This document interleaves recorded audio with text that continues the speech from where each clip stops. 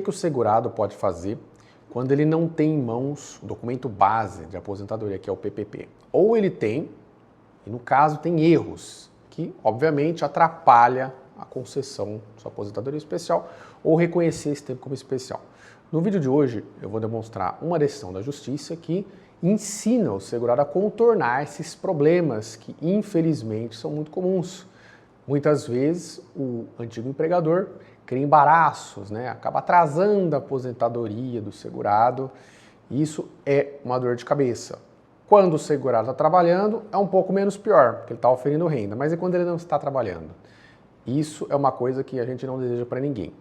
Então, tem uma decisão na Justiça que iremos ver que foi utilizado aí anotações em carteira, laudos periciais distintos, no caso aí por empresas similares, e isso tudo vai ajudar você a conseguir o benefício. Então, antes de eu começar, pedir para você deixar seu like, inscrever-se no nosso canal e compartilhar esse vídeo, se a gente pode colaborar para que todo mundo tenha direito à aposentadoria melhor.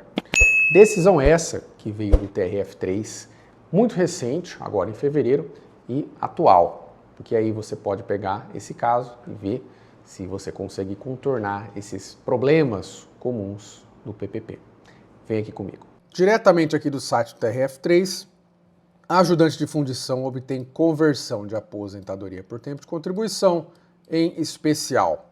No caso aqui o TRF3, que engloba São Paulo e Mato Grosso do Sul, considerou que registro em carteira de trabalho e laudos técnicos periciais estavam em conformidade com a legislação. No caso aqui, que nem eu falei no começo do vídeo, utilizou-se meios alternativos ao PPP, o que não existe nenhum problema em relação a isso, tá, pessoal?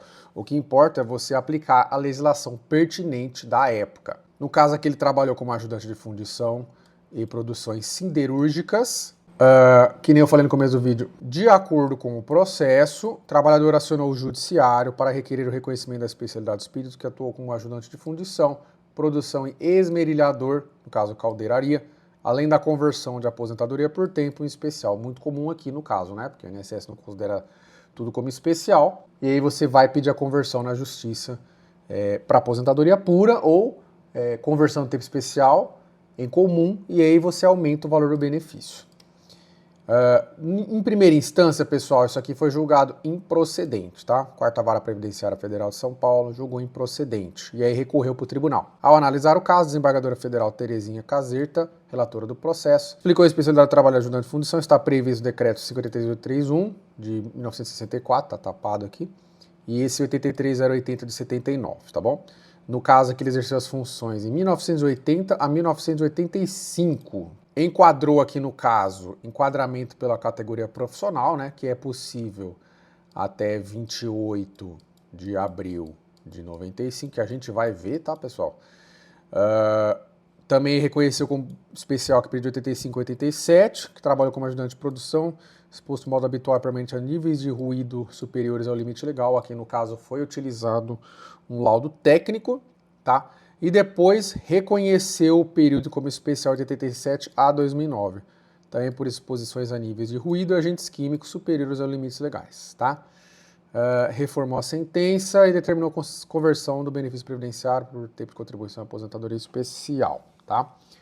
Vamos dar uma olhadinha ali no acórdão do tribunal e também nos laudos periciais. Então, primeiro lugar aqui, trabalhou 1980 a 85, cirurgia Alipert, ajudante de função. Provas foram utilizadas: carteira de trabalho, que nem eu falei para você, anotação por carteira, no caso enquadramento, por categoria profissional até 95, e o laudo pericial, tá bom?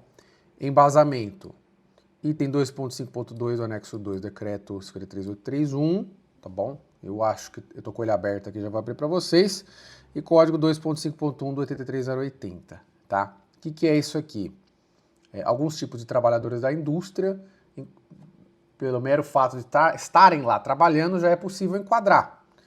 Vou abrir aqui o anexo, tá? Que eu já até coloquei aqui.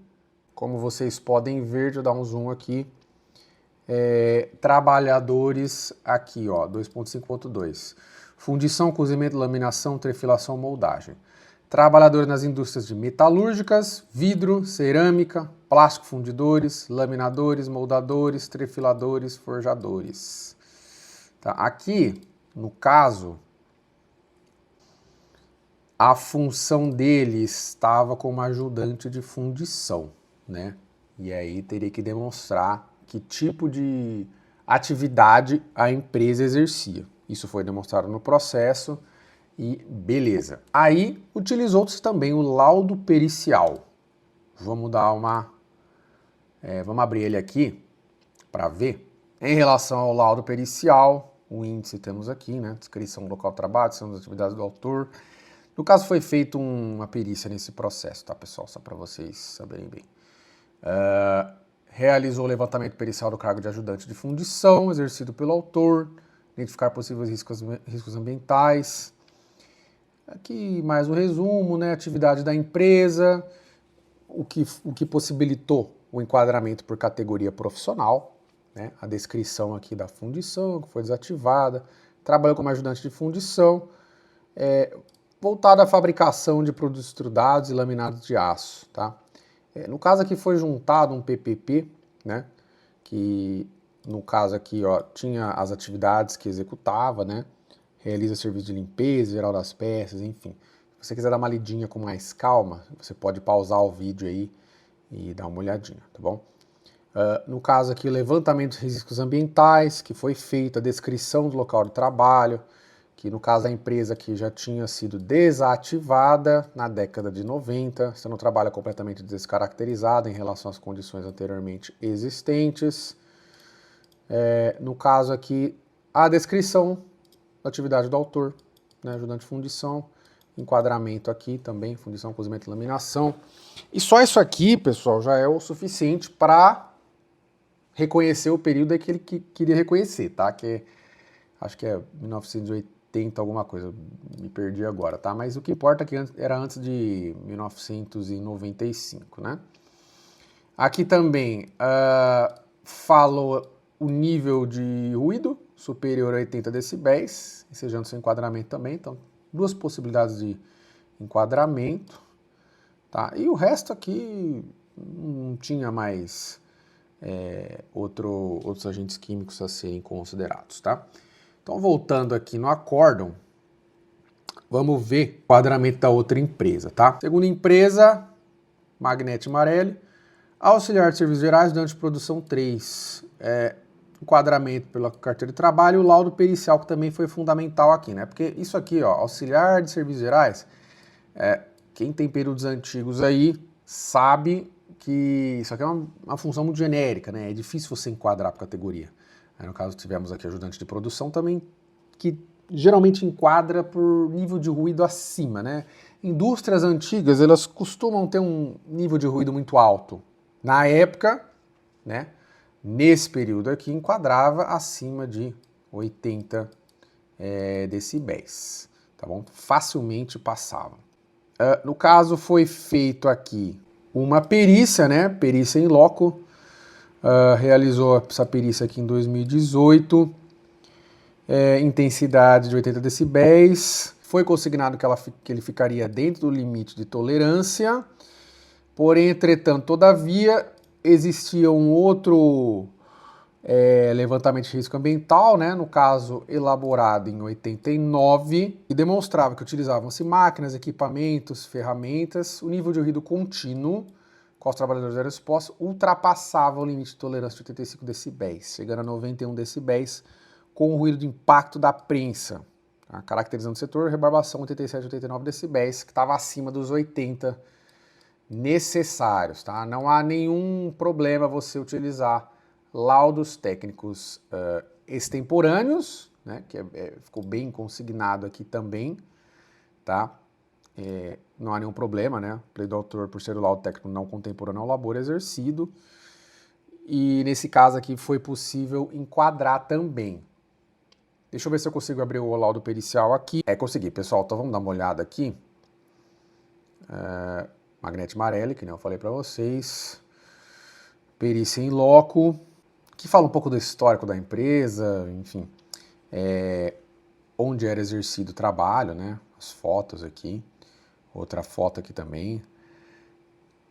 Enfim, o que importa é ver se na época, né, ele trabalhava aí uma função que era considerada nociva, ou seja, por enquadrar por categoria, ou pelo nível de ruído, né? Que consta aqui também no laudo pericial que eu falei para vocês lá no acórdão, né? Que utilizavam-se nível de ruído contínuo, utilizava-se 85 decibéis, enfim, isso aqui eu acabei lendo para vocês já, tá? Aqui o outro, medição de pressão sonora, né, também. E o resto aqui também não vai precisar, né? No caso aqui não tinha agente químico, enfim. Isso aqui foi uma perícia, né, que foi realizada, que nem eu falei para vocês, mas a gente sabe também que perícia em processo previdenciário não é regra, tá? Existem alguns requisitos a serem preenchidos. O mero fato de, a empresa faliu, eu vou pedir perícia. Não é bem assim, tá, pessoal? Eu vou explicar isso aí com mais calma em outro vídeo. O que você precisa fazer para o juiz deferir a perícia, no caso, tá? Então, assim, muitas vezes também você não vai precisar. Às vezes uma anotação em carteira aí já é o suficiente, tá? Mas nem sempre é o caso. Bom, vamos voltar aqui. Bom, outro período a reconhecer foi 87 a 2009, na Masbra, provas CTPS e laudo pericial também, que foi aquele que eu mostrei para vocês, tá? Outro embasamento legal aqui, anexo 3 do decreto 53831, no caso aqui para carteira de trabalho, e esses outros aqui para períodos posteriores a enquadramento, tá? Por categoria profissional.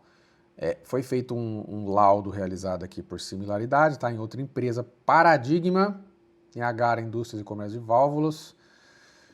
Empresa Paradigma, pessoal, também é uma coisinha aí, precisa ser feito com muito cuidado. Tem que ser o mesmo ramo, mesmo número de funcionários, mesma função.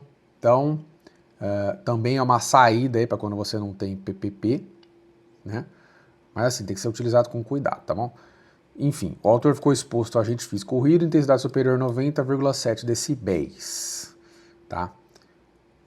Então aqui, nesse lapso aqui de tempo, a gente tem épocas aí que o ruído tinha que estar acima de 90, outra acima de 90 e outra acima de 85, tá bom? Como foi 90,7, então todos acima aí do limite de tolerância, tá bom? Então assim, como considerou tudo isso daí como especial, obviamente temos mais de 25 anos aqui, né? E aí, como considerou tudo isso aqui como especial, soma os 25 anos, né? E revisão de 2009.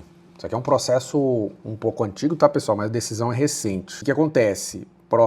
Esse processo aqui é de 2010. Processos muito antigos que não eram digitalizados ainda, demorava assim mesmo, tá? Como os processos hoje são digitais, estão demorando bem menos, tá bom? Então, eu costumo falar aí, média de processo aí, dependendo do tribunal, tá? O TRF3 aqui, até uns 3 anos aí, 4, tá resolvendo. A não ser que seu processo vá para tribunal superior, aí demora bem mais, né? Como no caso de acontecer algum tema, que eu falo bastante aí para vocês, né? Então, quando seu processo é afetado por um tema lá no STJ, você pode acrescentar uns 2 anos aí, tá bom?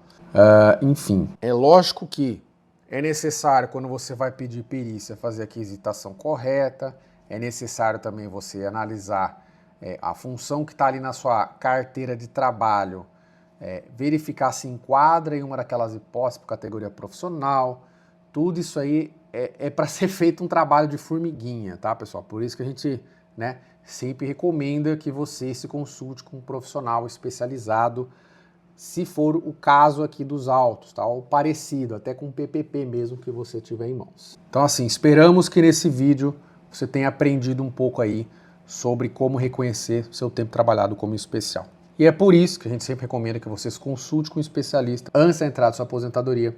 Se você quiser que a gente analise seu caso, é só você clicar no campo comentários abaixo, clica aí no link de entre em contato no nosso WhatsApp que você vai ser redirecionado. Ou então, entra lá no nosso site, www.bdadvocacia.adv.br, clica lá no link de consulta previdenciária, preenche o formulário de contato que a gente vai entrar em contato com você.